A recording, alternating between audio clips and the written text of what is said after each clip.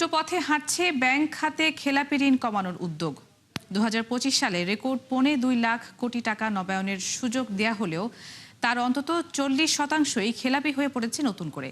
ফলে আরও ঝুঁকি বাড়ছে ব্যাংক খাতে। বিশেষজ্ঞরা বলছেন, রাজনৈতিক বিবেচনা আর নানামুখী চাপে এমন সুযোগ দেওয়া হয়েছে বিভিন্ন সময়ে, যা থেকে বের হতে না পারলে আরও ঝুঁকিতে পড়বে ব্যাংক খাত। বিস্তারিত জানাচ্ছেন আব্দুল জাহের আনাস। দেশের ব্যাংক খাতের সবচেয়ে বড় সংকট এখন খেলাপি ঋণ। এই হার কমাতে পুনঃতফসিল, সুদ মকুব সহ বিভিন্ন নীতি সহায়তা দিয়ে আসছে কেন্দ্রীয় ব্যাংক, কিন্তু তাতেও কোনো কাজ হচ্ছে না। উল্টো সুযোগ নিয়ে তার অপব্যবহার করছেন বহু গ্রাহক।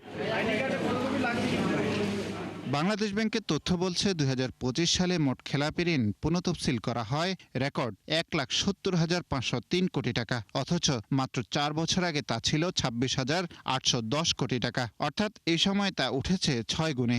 আরও দুশ্চিন্তার খবর হলো, ঋণ পুনঃতফসিলের সুযোগ নিয়ে খেলাপির খাতা থেকে নাম কাটাতে পারেননি অনেকে। ফলে এখান থেকেও মন্দ ঋণে যোগ হচ্ছে অন্তত 40%। পলিটিক্যালি যখন এই বড় দুটা ফেভার, রিস্কেজুয়ালিং আর ইন্টারেস্ট ওয়াইভার, এই দুটা যখন আপনি পলিটিক্যালি দেন অথবা প্রভাবশালীদের দেন, রাজনৈতিক দল বাদই দেন, আপনি শুধু প্রভাব দেখে দেখে যদি দেন, চান্সেস আর যে টাকা রিকভার হয় না।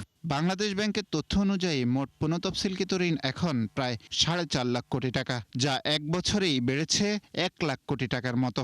আর এই ঋণের অর্ধেকের বেশি রয়েছে 10টি ব্যাংকের দখলে, যার মধ্যে 8টি বেসরকারি মালিকানার।